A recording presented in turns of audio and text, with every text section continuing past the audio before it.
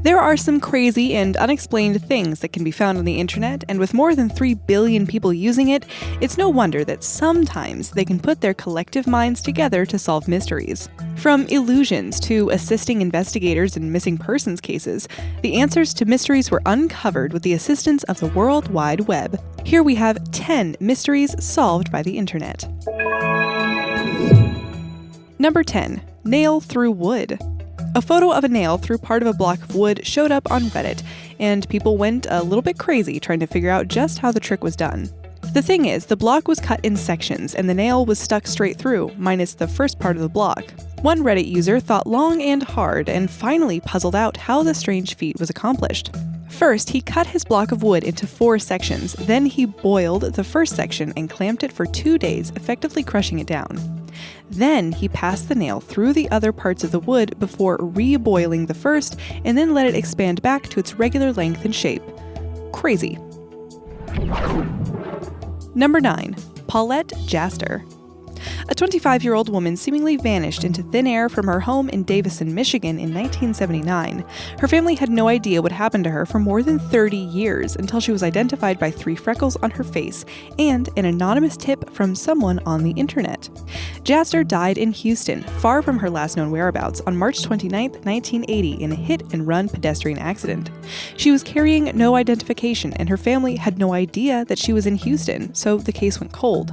Then in 2014, a forensic anthropologist named Sharon Derrick was working on a case of an unidentified woman buried in Houston when she received a tip online.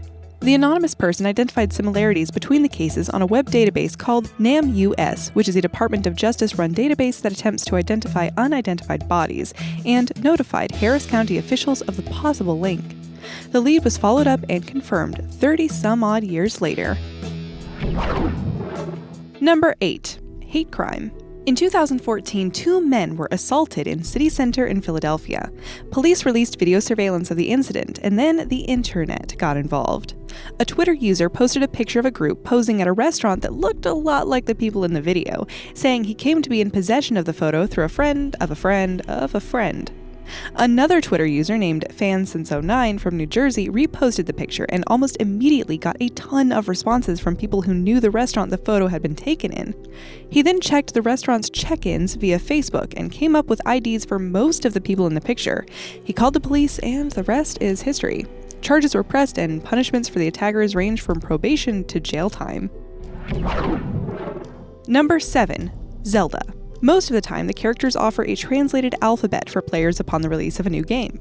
Most of the time, the creators offer a translated alphabet for players upon the release of a new game, but that was not the case in the 2011 release of The Legend of Zelda Skyward Sword, because they claimed that it was impossible to translate. Fans reacted immediately and went to work on trying to decipher and translate the language.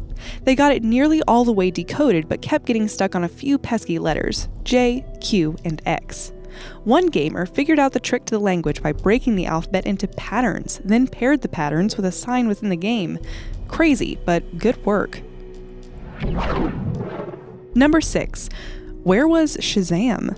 There once was a song circulating Reddit that was so obscure even the internet didn't know what the song was called or who it was by.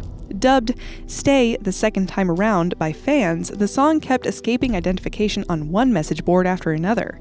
A Redditor named Stefan came forward with the knowledge that the song was recorded by a German artist named Johann Lindell, knowledge he had from working for a Swedish radio station. The station then interviewed Lindell, who then acknowledged that the song was called "Up on the Roof" from his 1985 album titled Ghostwriter. Lindell was quoted as saying, "I never visit the internet and hardly use the computer." That explains why he didn't just explain the mystery himself sooner. It would have saved a lot of people a lot of time and headaches. Number 5. Shady Surveillance. College student and Redditor Shady Business 15 took to Reddit after he pulled apart one of his extension cords and noticed something a little strange. He found mysterious wires and a SIM card inside with a serial number on it and had no idea what they could be for. So, like anyone else, he posted on a subreddit, the Reddit Bureau of Investigation, and got a response he probably didn't want. Other Redditors quickly identified the part as audio surveillance and urged Shady Business 15 to investigate further. He found that the contraption connected to a phone number that the owner could call to pick up audio from his dorm room, but when he called the number, it was disconnected. Creepy. Who would want to bug his dorm room? We may never know. Number 4. Time traveler. Have you ever seen that video of the supposed time-traveling woman in the 1928 Charlie Chaplin film Circus? If you have, and you have if you watch this channel, you might have been blown away by what looks like a woman talking on a cell phone way back when movies were still purely black and white. But one commenter on YouTube solved what was going on. Crenny Crenshaw stated that what she is holding in the video clip is actually a hearing aid made by Siemens in 1924. The user advised people to go to the Siemens website and view the picture of the 1924 model that shows what it looked like and how it was to be used.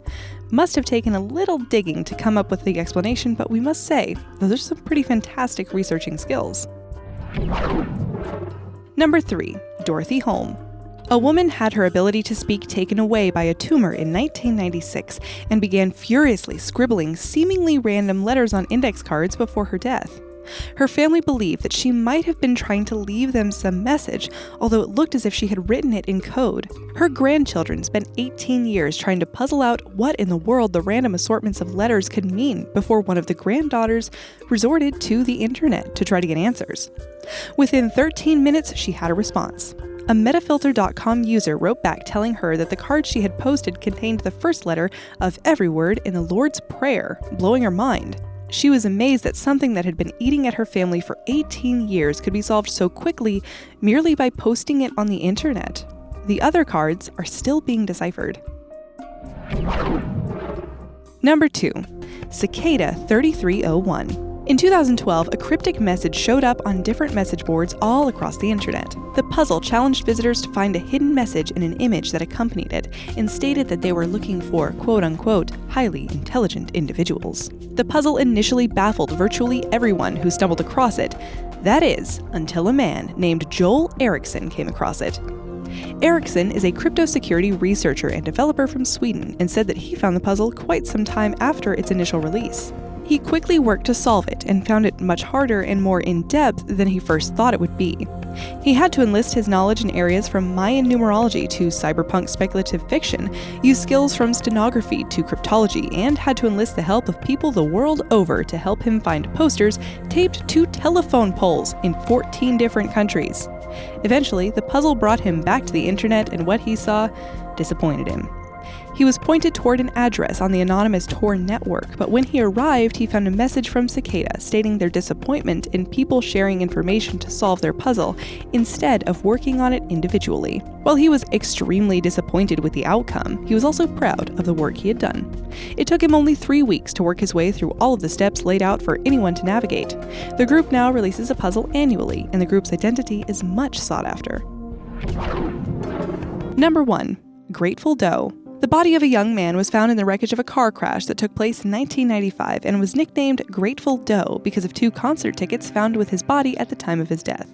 Jason Callahan was hitchhiking and following the Grateful Dead tour in 1995 and had been picked up by a 21-year-old on the road.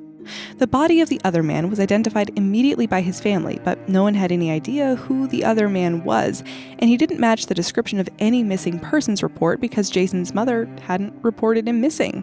An Australian Redditor with the handle Grey Metal posted his picture online in 2014, and his identification was set in motion. By January 2015, there was a serious lead. 2 men came forward claiming to know the man in the picture and called him Jason. They also said they knew he was from Myrtle Beach, South Carolina. Volunteers then organized on Facebook and began bombarding news stations with the stories. It was picked up and broadcast in the Myrtle Beach area, and Callahan's mother, Margaretta Evans, saw it. She filed a police report for her son the next day, and police immediately opened up an investigation. Grateful Doe's DNA was taken and run, and after 11 months, a positive identification was made.